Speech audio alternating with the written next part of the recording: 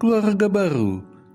Renungan diinspirasi dari Injil Markus bab 3 ayat 31 sampai dengan 35. Lalu datanglah ibu dan saudara-saudara Yesus. Sementara mereka berdiri di luar, mereka menyuruh orang memanggil dia. Ada orang banyak duduk mengelilingi dia. Mereka berkata kepadanya, "Lihat, ibumu dan saudara-saudaramu ada di luar dan mencari engkau." Jawab Yesus kepada mereka, "Siapa ibuku dan siapa saudara-saudaraku?"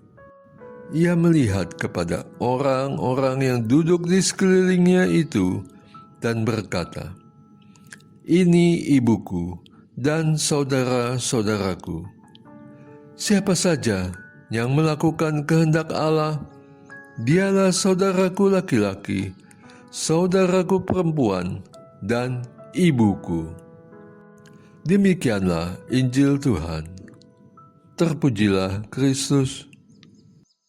Kesan pertama yang timbul ketika membaca awal perikop ini adalah kenapa sikap Yesus kepada orang tua dan saudara-saudaranya seperti itu? Sulit diterima. Seorang yang mengajar tentang kasih memperlakukan orang tua dan saudara-saudaranya dengan sikap yang tidak mencerminkan kasih. Namun, setelah membaca ayat selanjutnya, aku mengerti alasan Yesus bersikap begitu.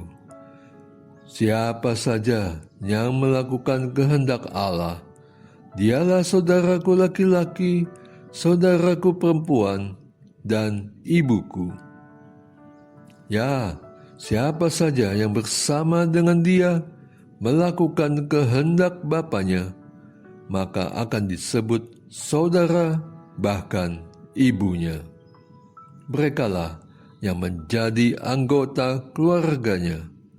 Keluarga baru yang tidak berdasarkan ikatan darah, tapi ikatan batin, ikatan iman. Bukan dia yang hanya dapat menyebut Tuhan, Tuhan, tapi mereka yang bersama-sama satu visi dan misi, bergabung dalam satu bahtera dengan pelabuhan tujuan yang sama. Mereka menjadi satu keluarga. Aku teringat contoh terbentuknya suatu ikatan kekeluargaan baru, yaitu tatkala terjadi tragedi Mei 1998. Para tetangga yang biasanya tidak pernah berkumpul, kali itu seakan-akan senasib seperjuangan. Kami berkumpul di pos depan kompleks, berjaga-jaga secara mandiri, bergiliran. Para ibu membekali dengan minuman dan camilan.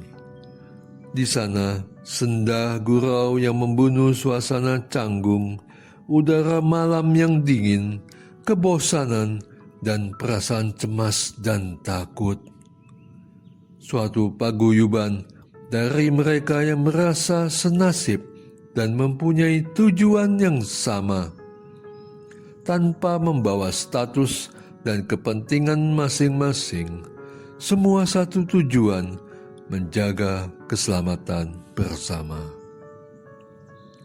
Di tengah kesibukan dan perjuangan kita di kehidupan masa kini, marilah kita bersatu hati, bersatu dalam misi pelayanan, melakukan perintah dan kehendaknya, sehingga pelayanan yang mengutamakan kemuliaan Allah berdasarkan firman-Nya itu akan menjadi pelayanan kita sebagai satu keluarga dalam Kristus, sehingga kita akan turut disebut sebagai saudara-saudari Yesus.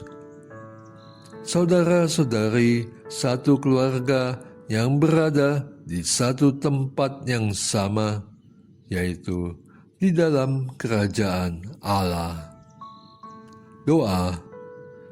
Allah Bapa yang Maha Kasih, curahkanlah rahmat-Mu agar kami dapat sehati dan satu perjalanan dengan putra-Mu melakukan kehendak-Mu, agar kami dikumpulkan kembali dalam satu keluarga di kerajaan surga abadi. Amin.